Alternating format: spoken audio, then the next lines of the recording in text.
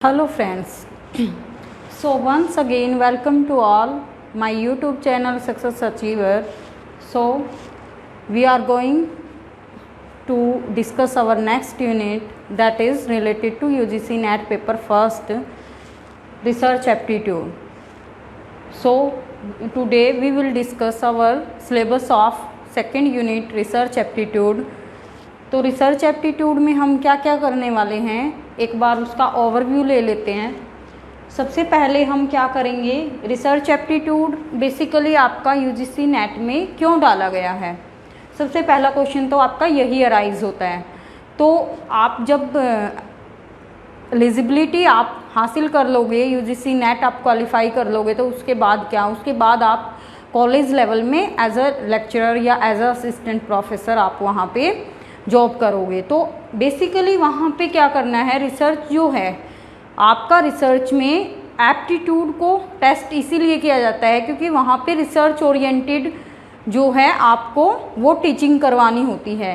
तो वो एक तरीके से प्रैक्टिकलिटी की फॉर्म में आ जाता है कि भाई आप रिसर्च आप खुद भी करोगे और आप बच्चों को भी करवाने जा रहे हो, तो आपको रिसर्च का एक पूरी तरीके से एक नॉलेज होना बहुत ही ज़रूरी है क्योंकि रिसर्च ओरिएंटेड माइंड बच्चों का आपने बनाना है ताकि वो आगे जो है ये रिसर्च आपकी रियल लाइफ से भी बहुत ही ज़्यादा एसोसिएटेड या रिलेटेड होती है, रियल लाइफ में आप इसको यूज़ कर पाओ।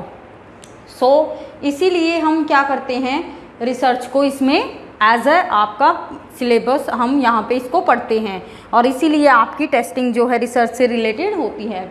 तो रिसर्च में हम क्या क्या करेंगे कि रिसर्च होता क्या है, मीनिंग, फिर है टाइप्स ऑफ रिसर्चेज, किस किस तरह की रिसर्च होती हैं, फिर हाँ आपका कैरेक्टरिस्टिक्स ऑफ रिसर्च, यानी कि आपकी एक रिसर्च है तो उसकी क्या क्या विशेषताएं होनी चाहिए, जैसे वो आपकी रिलायबल होनी चाहिए, वैलिड होनी चाहिए और आपका ऑब्जेक्टिविटी होनी चाहिए, प्रैक्टिकलिटी होनी चाहिए, आपकी रेप्लिकेबल या रेप्लिसिटी होनी चाहिए।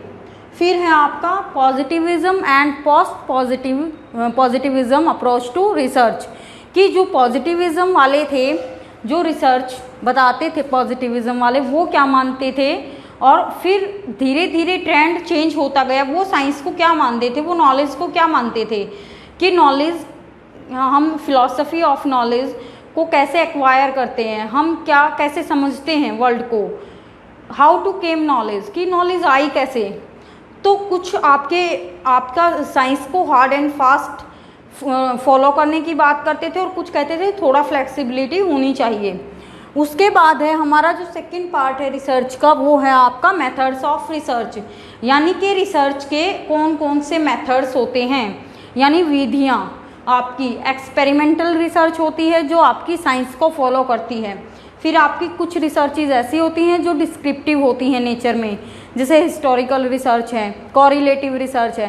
तो हमें उनको एक वर्णन के तौर पे, क्योंकि वहाँ पे हम साइंस का बिल्कुल हार्ड एंड फास्ट वहाँ पे यूज़ नहीं कर सकते, थोड़ा बहुत हमें फ्लेक्सिबिलिटी दिखानी पड़ती है, उसका जो नेचर ऑफ डाटा है वो डिस्क्रिप्टिव होता है।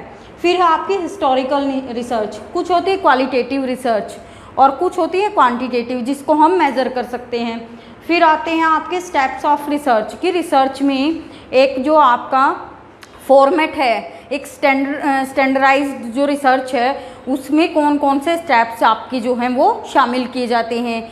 आपकी प्रॉब्लम्स को आइडेंटिफाई किया जाता है, प्रॉब्लम्स की स्टेटमेंट तैयार की जाती है, उसके बाद हाइपोथेसिस तैयार की जाती है, फिर आपका रिव्यू लिटरेचर तैयार किया जाता है, उसके बाद आपका वेरिएबल सेलेक्ट किए जाते हैं, वेरिएबल को क्लासीफाई करने के बाद आपका रिसर्च टूल की बात की जाती है, डाटा कलेक्शन की बात की जाती है, रिसर्च डिज़ाइन तैयार किया जाता है कि भाई आपकी एक्सपेरिमेंटल रिसर्च होने वाली है या आपकी डिस्क्रिप्टिव रिसर्च होने वाली है, नॉन एक्सपेरिमेंटल।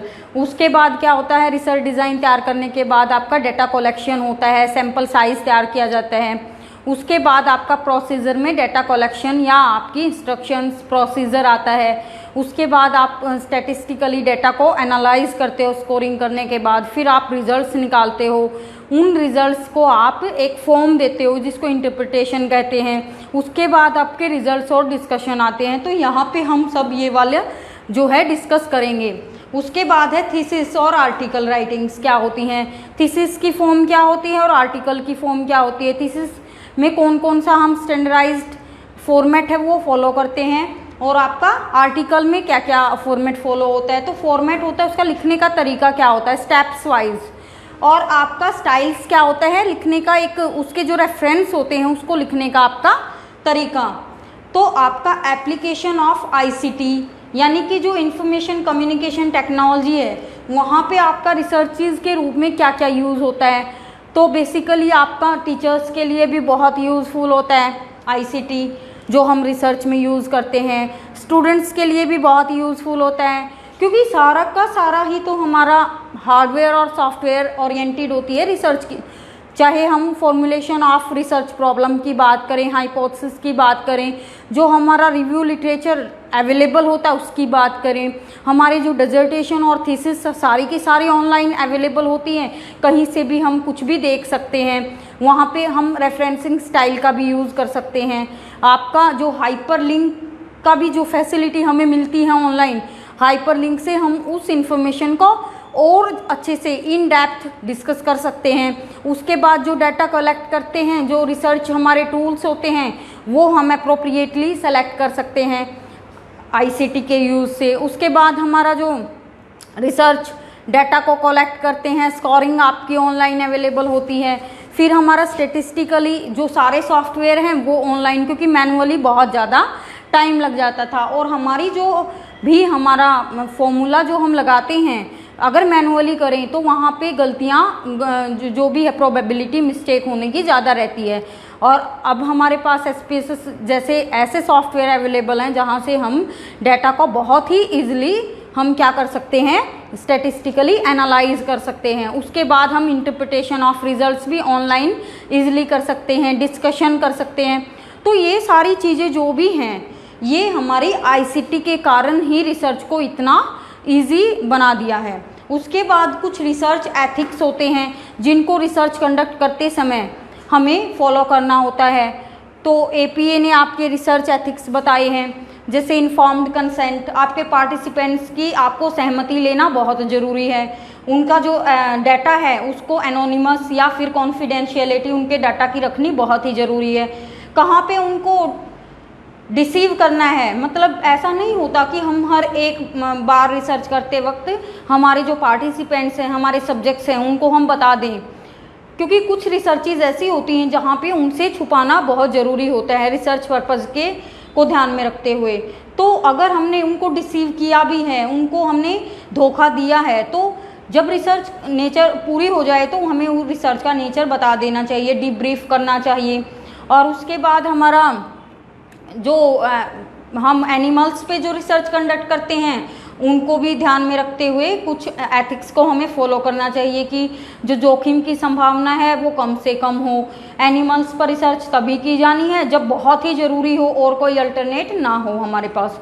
तो ऐसे ही हम डिफरेंट रिसर्च एथिक्स को कवर करेंगे। तो ये सिलेबस की एक आउटलाइन थी, इसको हम आगे आने वाली वीडियोज़ में बिल्कुल टू द पॉइंट एक एक टॉपिक करके यहाँ पूरा डिटेल में करेंगे। तो मिलते हैं आपको नेक्स्ट वीडियो में। अगर आपको वीडियो अच्छी लगे तो प्लीज़ हमारे चैनल को सब्सक्राइब करना, शेयर करना, लाइक और कमेंट करना। Thank you so much.